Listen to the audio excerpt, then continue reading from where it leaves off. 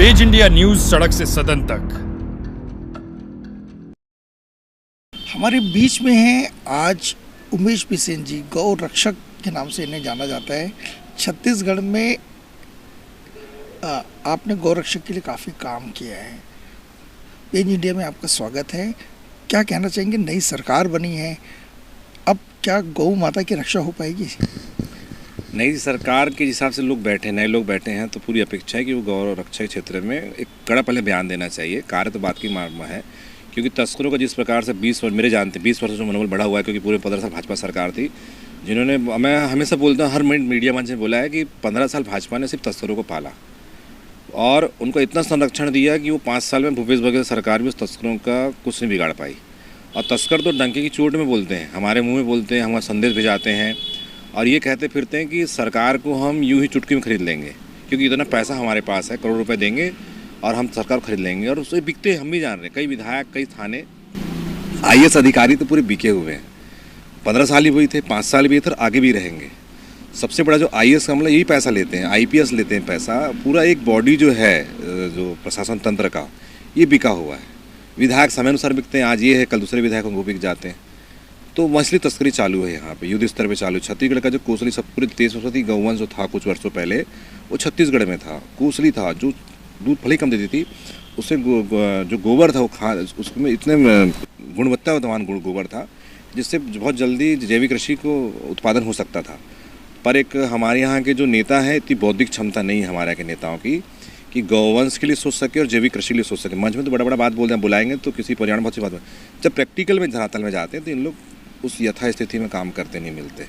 पर वर्तमान में विजय शर्मा जी जैसे पढ़े लिखे व्यक्ति हैं, उन्होंने संघर्ष किया, हमारे साथ में भी संघर्ष किया और साहू जी भी किया। तो मैं अपेक्षा करता हूँ इनसे, जो 20 साल जो हुआ वो अब दोबारा नहीं होगा। और अगर मान लो दोबारा ऐसी घटना होने की संभावना हमको नहीं लगती, पर होगी, मान लो अगर वो बिकते हैं या तस्करी के लिए बयान नहीं देते, तस्करों ने कार्य नहीं करेंगे, तो स्वाभाविक है कि गौ सेवक, गौपुत्र, जितने भी हिंदुवादी संगठन के जो वास्तविक गौ सेवा कर रहे हैं, वो पुनः फिर रोड में आके लड़ेंगे, क्योंकि समय बहुत कम है। अगर उन्होंने कुछ महीनों के अंदर या कुछ दिनों के अंदर या कुछ सप्ताह के अंदर में सख्त बयान तस्करों के खिलाफ में निर्देशित नहीं किया और बयान मीडिया में नहीं दिया उन्होंने, और अधिकारी को नियुक्त नहीं किया, एक टास्क फोर्स, हम बोल रहे हैं, बार बोल रहे हैं, एक टास्क फोर्स गठित की जाए जिसका IG मुखिया हो और पूरे प्रदेश में तस्करों की धरपकड़ चालू हो।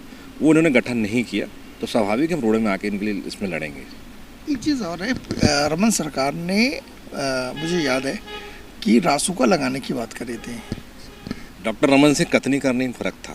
उनका ABS वाला जो है खुद तस्कर है, हम लोग डंकी चोट में बोलते तस्कर, उसकी मुंडी पकड़ाई थी, डॉक्टर रमन सिंह उनको बचाया था। आज भी जो ABS है, जो दूध बेच रहा है, वो जहर बेच रहा है, जर्सी का बेच रहा है, जर्सी A2 आता है जो जहर है, वो वहाँ पे इंजेक्शन लगाया जाता है उनको।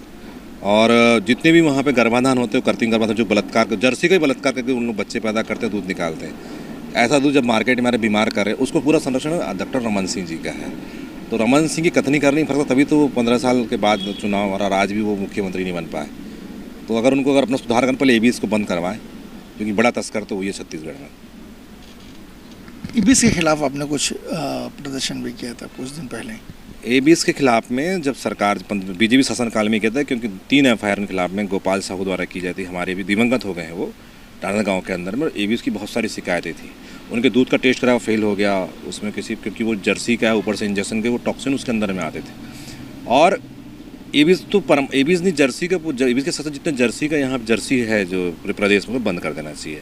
और ABS जैसे तस्करों को सरकार को इस पर लोन ना दे, किसी प्रकार संरक्षण दे, कोई सब्सिडी ना दे, सीधा इसको बंद कर दे। भले दूध की यहाँ पे उत्पादन कम हो जाए, पर जहर भी ना खिलाए। ऑक्सीटोसिन इंजेक्शन की जो बात कर रहे हैं आप, है ना, यहाँ पर जो प्रतिबंधित है, पूरे भारत में प्रतिबंधित है, उसके बावजूद भी अगर छोटे छोटे जो दूध के व्यवसाय कर रहे हैं, वो भी ऑक्सीटोसिन इंजेक्शन लगाते हैं। डेयरी उद्योग में लगभग सभी लगाते हैं। आप उनके दूध के लैब टेस्टिंग का सिस्टम ढंग से हो जाए ना, तो पूरा दूध प्रतिबंधित हो जाएगा इस प्रदेश के अंदर में। लगभग 10% मुश्किल से बचेगा जो ईमानदारी से करते होंगे। 91% लोग बिल्कुल लगाते ही हैं, क्योंकि हमने दूध को अर्थ से जोड़ दिया है।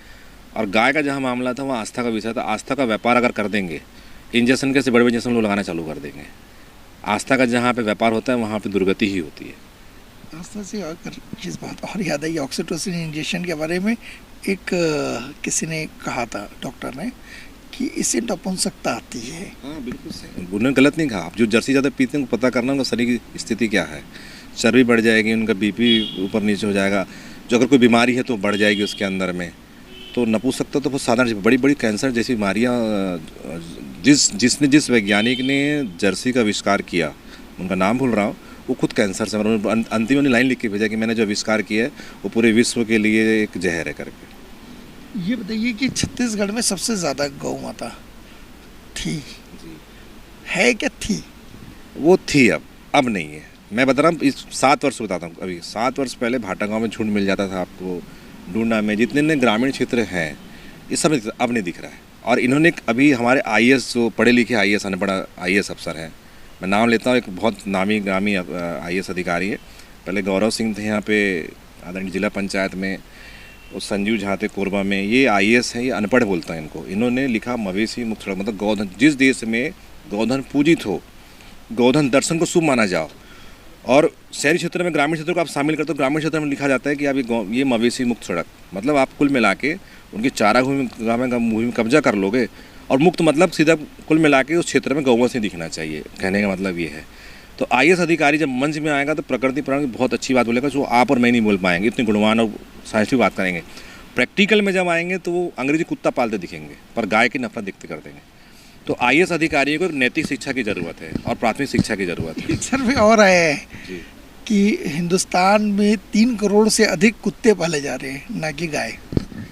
3 देसी कुत्ते वाले समझ में आता है। देसी कुत्ते बहुत वफादार होते हैं, बहुत कम खर्चे में। ये जो अंग्रेजी कुत्ते पाल रहे हैं, इससे बीमारियां आ रही है दूसरे जीवों को, क्योंकि वो हाइब्रिड है, नेचर के विरुद्ध कार्य है। तो स्वाभाविक है वो यहाँ के क्लाइमेक्स को सहन भी नहीं कर पाते, और जब लोग नहीं पाल पाते तो रोड में छोड़ देते उन बेचारों को भी। उनका कोई दोष नहीं है, दोष की मनुष्य की मानसिकता में है।